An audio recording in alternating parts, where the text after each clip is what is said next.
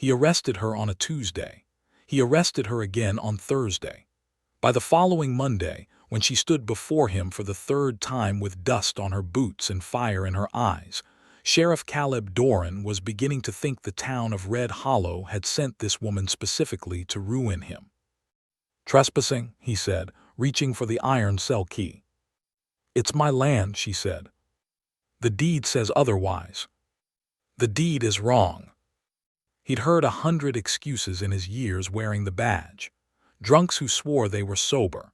Thieves who swore the horse followed them home. But he had never met anyone who said the words "the deed is wrong" with such absolute, unshakable calm, as though the paper itself ought to be ashamed. He locked her in the cell anyway. It was his job. The law was the law, and the law had a name and a stamp and a signature, and her certainty was not any of those things. But that night, lying awake in the back room of the jailhouse, listening to her hum some low, quiet song through the bars, Caleb Doran felt something he hadn't felt in a very long time. Doubt. He didn't know it yet, but he was about to learn that the most dangerous thing in the West was not an outlaw or a blizzard or a man with a grudge. It was a woman who was right. Caleb Doran was 34 years old, and he wore the years like a coat that no longer fit. He was tall, broad through the shoulders, with dark hair going early to gray at the temples, and a jaw that always seemed to be holding something back. People in Red Hollow said he was fair. They said he was honest. They did not say he was warm, because he wasn't, not anymore. He had been once. 5 years earlier, he'd had a wife named Ellen and a small house at the edge of town with yellow curtains she'd sewn herself. Then came the winter sickness, the kind that swept through frontier towns like a cold wind and took the young and the old without asking. Ellen had gone in 3 days.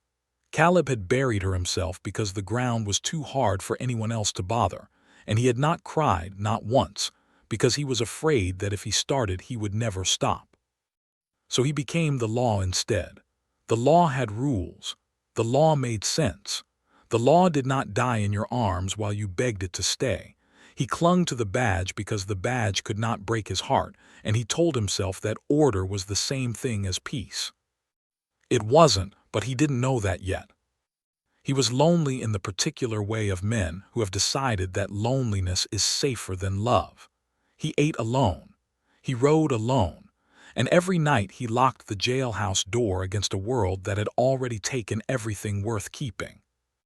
Margaret Sullivan was 29, and she had come to Red Hollow with nothing but a battered trunk, a folder full of papers, and the stubborn conviction that the world owed her family the truth.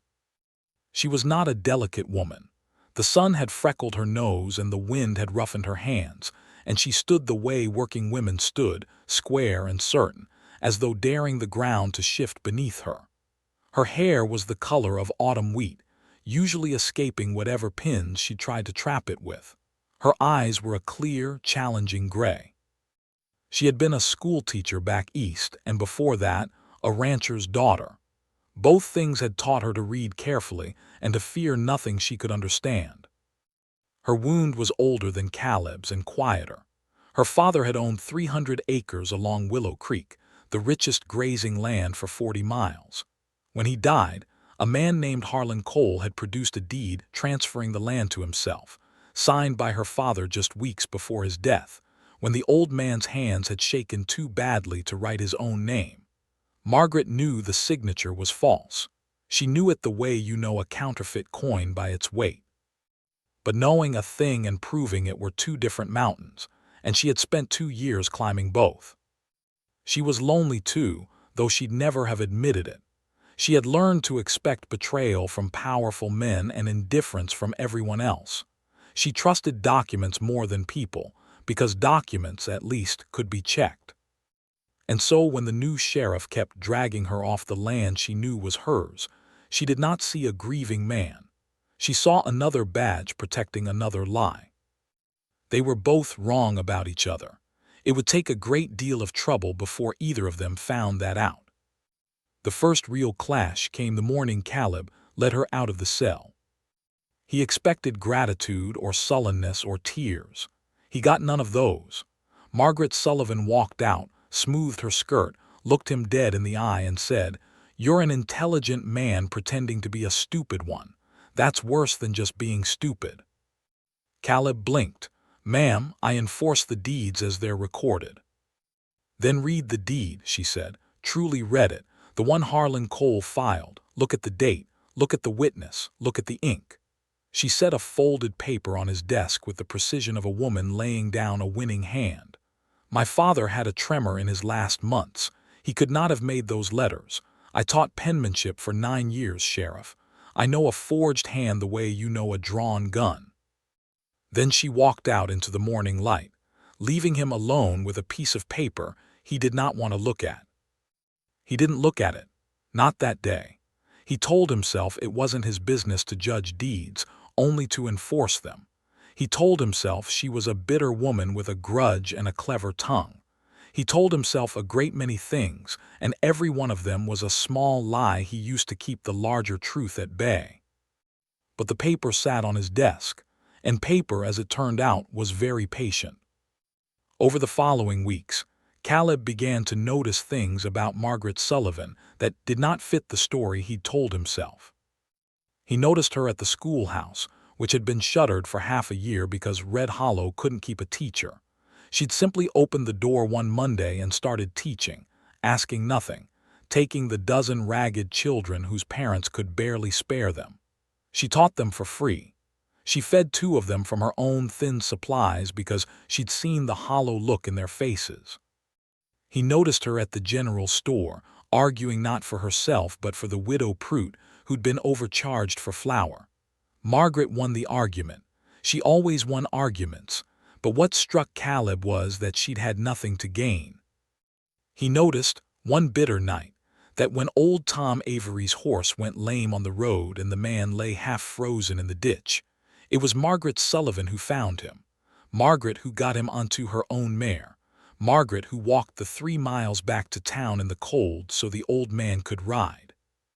None of this matched the picture of the grasping, bitter woman he had built, and slowly, against his own stubborn will, that picture began to crack. He started small, one evening. Alone in the jailhouse, he finally unfolded the deed. He looked at the date. He looked at the witness, a name he recognized, a man who drifted out of town the same month Cole filed his claim, and he looked at the ink and the signature and the careful, steady letters that no dying man with a tremor could have made. Caleb Doran sat very still for a long time. He didn't go to her right away. Pride is a slow horse to turn, but he started watching Harlan Cole more closely, and the more he watched, the less he liked what he saw. Cole had bought the sheriff before Caleb. Cole had a way of smiling at men he was about to ruin, and Cole, it turned out, had already begun fencing off Willow Creek and turning away the small ranchers who'd watered their stock there for 20 years. The town was afraid of him. Caleb realized with a slow, cold shame that he had been too. He had hidden his fear behind the badge and called it duty. The turning point came on a gray afternoon in late autumn, when Caleb rode out to the old Sullivan place to ask Margaret a question, and found her kneeling in the dirt beside a small wooden cross. She didn't hear him at first. He stayed back, hat in his hands, and watched a woman he'd thought made of iron press her palm flat against the earth as though she could reach through it. "He built this place with his own hands," she said, not turning around. She'd known he was there after all. Every fence post. He used to say land doesn't lie to you, people lie. Money lies, but you put your work into the ground and the ground gives it back honest. Her voice did not break, but it bent, the way strong things bend just before they don't. "They didn't just steal his land, Sheriff. They stole the last true thing he made. And everyone in that town looked away because it was easier." Caleb stood in the cold wind with his hat in his hands and understood, finally, the whole shape of her. She wasn't fighting for acres. She was fighting because to stop fighting would be to let the lie become the truth, to let her father be erased. He understood that because he had buried someone too. He had simply chosen silence where she had chosen war. "I read the deed," he said quietly. She turned then. "It's forged," he said. I knew it the night you told me. I just didn't want to be the man who had to do something about it." For a long moment she only looked at him, and something in her hard gray eyes shifted, like ice giving way to moving water beneath. "Then be that man," she said. And God help him, he wanted to be. The trouble was that wanting to do right and being able to do it were, on the frontier, very different things. Caleb began quietly gathering what he could. He found the old land office clerk, retired now, who remembered the day Cole filed the deed and remembered, too, that the witness had been paid in cash and gone west the same week. He tracked the witness through 3 towns by letter and learned the man had bragged in a saloon about signing a paper for $50. He wrote it all down, every piece, building a case the slow, honest way, the way Margaret's father had built his fences. He and Margaret worked together now, bent over papers by lamplight in the jailhouse that had once held her prisoner. They argued constantly. She thought he was too cautious. He thought she was too reckless. But somewhere in the arguing something else had taken root, something neither of them was willing to name. He learned that she laughed, rarely, but fully, with her whole face. She learned that beneath his stiffness was a dry, quiet humor, and a gentleness he'd buried with his wife. One night she fell asleep over the documents, and he laid his own coat over her shoulders, and stood looking at her far longer than any lawman needed to. Then Harlan Cole found out. A man like Cole always finds out. He had eyes in the land office and ears in the saloon, and when he learned the new sheriff was building a case against him, he did what men like him do. He moved first. The fire came at night. Caleb woke to the bell and the shouting and the orange glow against the clouds, and he knew, with a sick certainty before he even saw it, where it was burning. The Sullivan house, her father's house, the house with the small wooden cross out back. He rode harder than he'd ever ridden in his life. By the time he reached it, the place was a wall of flame, and he saw her there, silhouetted black against the fire, running not away from the house but toward it. The deeds, the originals, her father's papers, the only documents that could prove the forgery, all of it inside. She went through the door before he could stop her. Caleb did not think. He went off his horse at a run and through that burning doorway after her, into the smoke and the roar and the heat that closed over him like a fist. He found her collapsed by the old desk, the iron box clutched against her chest, coughing, sinking. The ceiling groaned above them. He got an arm under her, got the box, got them both moving through a house that was coming down around their ears, and they fell out into the cold night air, half a breath before the roof caved behind them in a tower of sparks. He held her on the ground as she coughed and shook, the iron box pressed between them, and he heard himself saying her name over and over, Margaret, Margaret like a prayer he'd forgotten he knew. "You ran into a fire," he said, when she could finally breathe. "So did you," she whispered. "That was different. I was running after you." She went still, and in the light of her burning home, with soot on both their faces and the whole town gathering behind them, she looked at him as though seeing him for the very first time. The fire changed everything, but not the way Harlan Cole intended. He'd meant to destroy the evidence. Instead, he'd shown the whole town exactly who he was. People had watched the sheriff carry a half-dead woman out of the flames. People had heard by morning that the fire had started in 3 places at once, which no accident ever does. And the iron box, scorched but whole, still held every paper Margaret had spent 2 years protecting. Caleb rode to the county seat himself. He laid the forged deed beside 3 samples of the dead man's true signature. He laid down the clerk's account, and the witness's confession, and the testimony of every small rancher Cole had driven from Willow Creek. He laid it all down the slow, honest way, and the circuit judge, a stern old man who had little love for land thieves, looked at it for a long while and then looked at Harlan Cole. Cole did not smile that day. The deed was struck down.